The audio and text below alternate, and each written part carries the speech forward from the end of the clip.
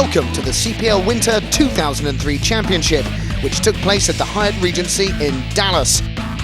With $100,000 at stake in the Counter-Strike competition, there was all to play for, and with the world's leading clans converging to battle it out, it promised to be an action-packed tournament. The winter event had some strong clan lineups, but just who were this year's ones to watch? It's interesting to me that Team SK could be the first team that has never lost in a calendar year of CPL. The two favorites, the American Team 3D and the Swedish Team SK, and that's like the two teams that everybody knows. Always come down, all these CPLs, It comes down to 3D and SK. There are, this year, more dark horse teams than there have been in the past, so I think there'll be a few upsets before it's over with. And Frank wasn't wrong. The first of the many upsets in this year's Winter CPL was a flu virus that laid low a number of clan members shortly before the start of the tournament. Worst hit was Shroud Commando, who flew in substitute Spawn from Sweden at the last minute to replace one of the three bedridden SK members. Winners of last year's Winter CPL, US Stars 3D, spent an unlucky year losing consistently to rivals SK, but were second favourites to win. Since the loss of Doug Wright, the new Four Kings lineup hasn't been tested in competition, but were placed with a healthy 5th seed, so we'll be keeping a close eye on their performance. Forsaken had the infamous fatality in the clan lineup, but it was unsure at this stage whether he'd be brought in to actually play in the tournament. German team Mouse Sports gained 3rd place at this year's CPL Europe, which was the main reason for their strong 4th seeding in the tournament. So, let's look at how the tournament works as terrorists take on counter-terrorists. Each Counter-Strike match is made up of 24 rounds, and each team plays a maximum of 12 rounds as terrorists and 12 rounds as counter-terrorists. The first to win 13 rounds wins the match. The overall Counter-Strike tournament is made up of 64 teams, or clans, who begin by playing one match in the upper bracket. At the end of round 1, the 32 winning clans stay in the upper bracket, while the 32 losers drop into the lower bracket. The same for round 2, and so on until the grand final. The lower bracket offers each clan a second chance, although if they lose a match here, they're out of the tournament. The grand final is between the winners of the upper bracket, who've not lost a single match, and the winners of the lower bracket, who've only lost one match in the whole tournament. But there's a catch. The winners of the lower bracket must beat their opponents twice to take the title, whereas the winners of the upper bracket only have to win once to become champions. No team from the losers bracket have ever won a tournament. Now that's clear, let's get down to business. We join the tournament in round 1 as 17th seeds Clan Online from Sweden take on Landsharks from America. We are not going to play to lose, so definitely we'll take this match. The tournament started for Online on Dust 2, the most popular tourney map that favours the terrorist. It was textbook Counter-Strike for Online, as they let the counter-terrorist take the first 2 rounds, allowing Online to save money and come into the 3rd round with AK-47s and full armour. They dominated Landshark with superior communication and aim. Terrorists were up 3-2 in round 6, and they rushed to B to plant before counter-terrorists could react.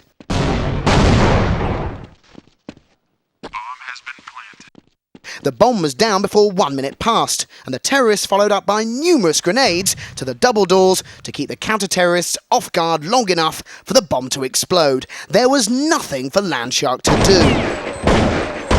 Terrorists win.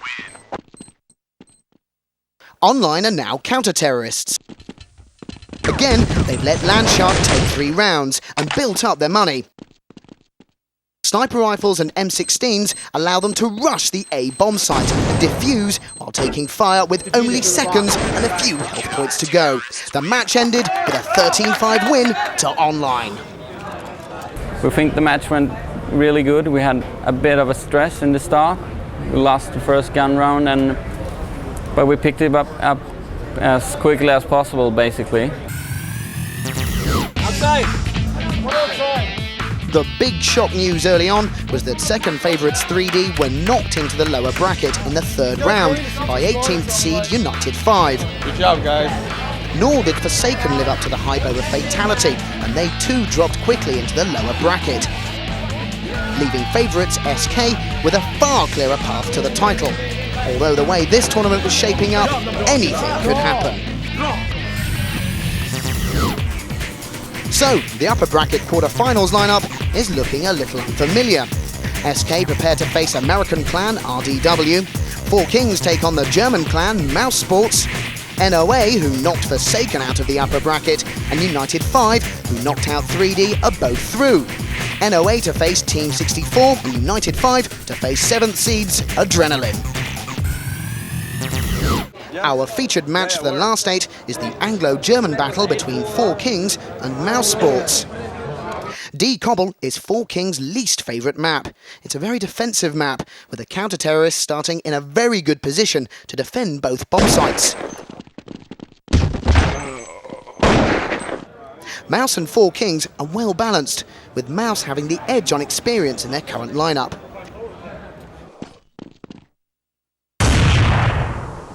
Four Kings begin the round as terrorists and need to keep the score difference low before the second half, while Mouse Sports played a waiting game in the first half.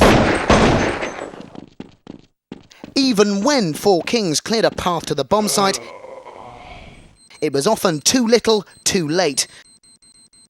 Counter-terrorists win.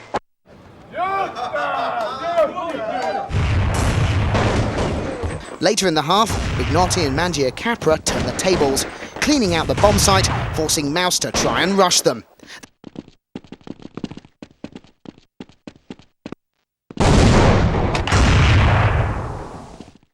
The match continued in this round-robin style until Mouse edged the win 13-11.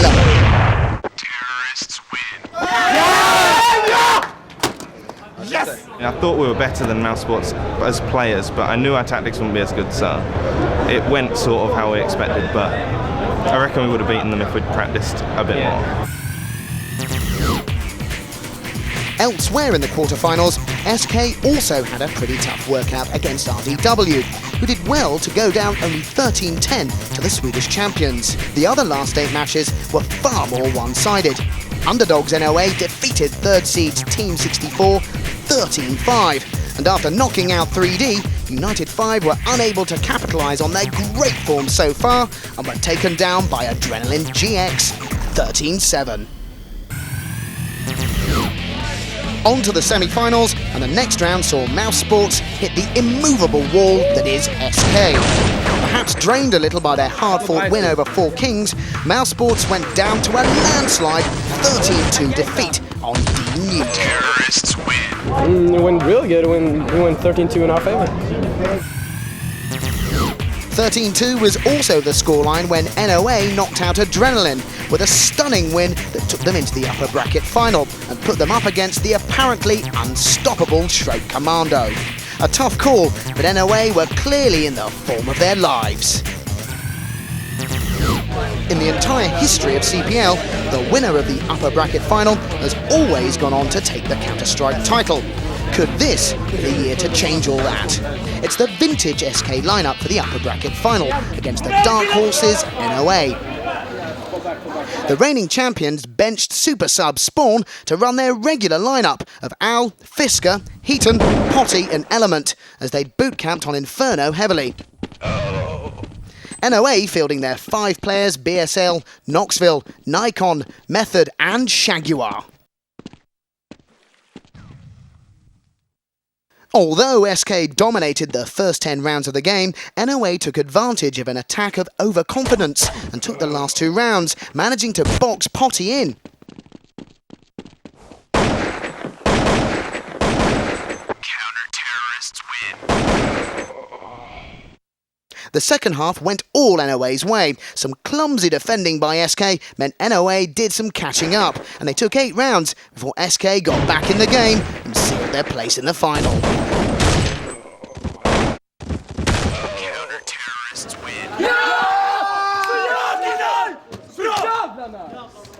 We sort of just threw it away with the last round. but I mean, like we played well terrorists and it just wasn't enough. Just wasn't good enough. I think we all relaxed a bit too much because we thought we had the game, because we're usually a lot better as CT than terrorists, and then everybody was like, oh, we won the game, and then you start to relax too much, but we made it in the end. So.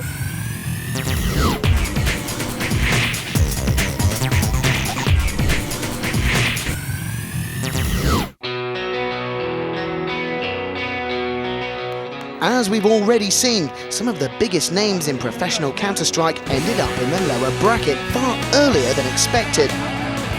In fact, US Hotshots 3D didn't make it beyond the third round, losing 13-3 to the 10th seeds made in Brazil. As usual, the later stages of the lower bracket were dominated by the informed teams who just lost in the upper bracket quarters and semis.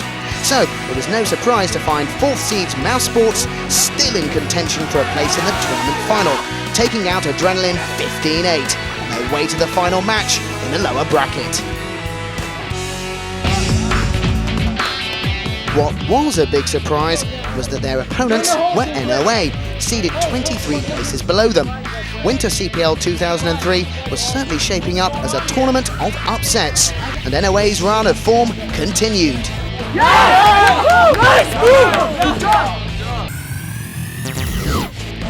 To the shock of many spectators, the 27th seeded NOA muscled aside one of the pre-tournament favourites by a comfortable 13-2 and earned themselves a second crack at SK in the grand final.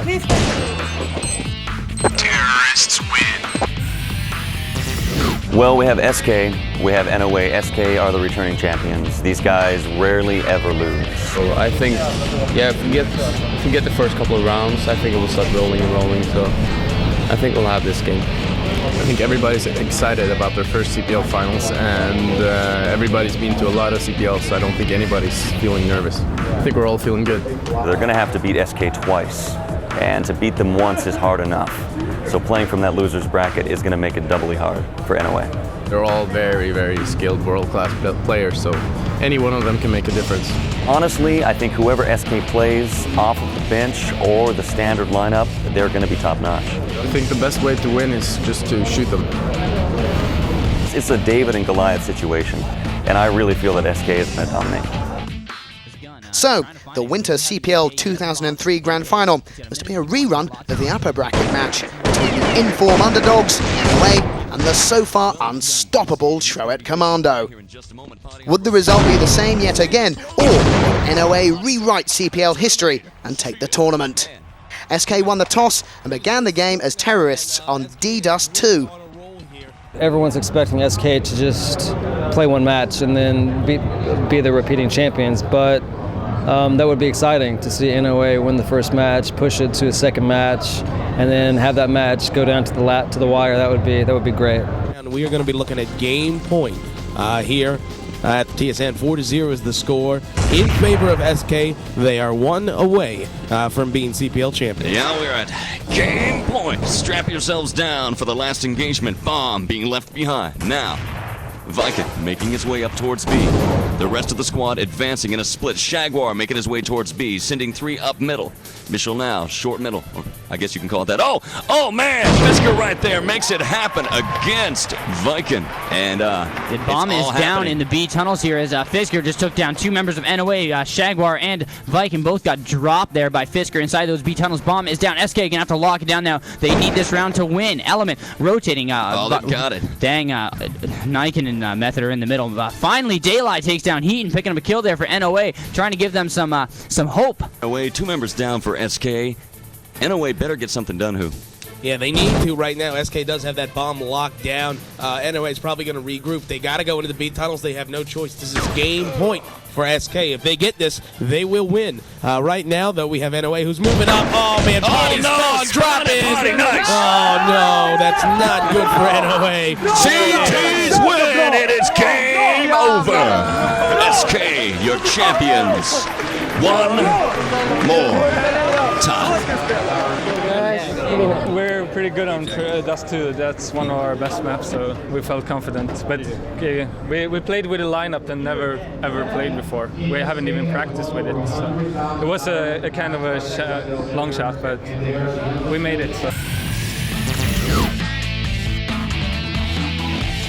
So, that was CPL Winter 2003. As predicted at the start, it was a tournament of upsets and surprises. 3D were just one of the top teams who bombed out early, and so much for Fatality's much vaunted professional Counter-Strike debut. He didn't even get a game.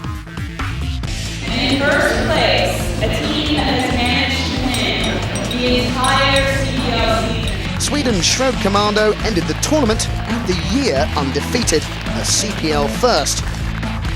With this historic feat under their belts and $105,000 CPL prize money for the year in their pockets, SK were rightly crowned CPL champions of 2003. Is there anyone out there who can topple them in 2004?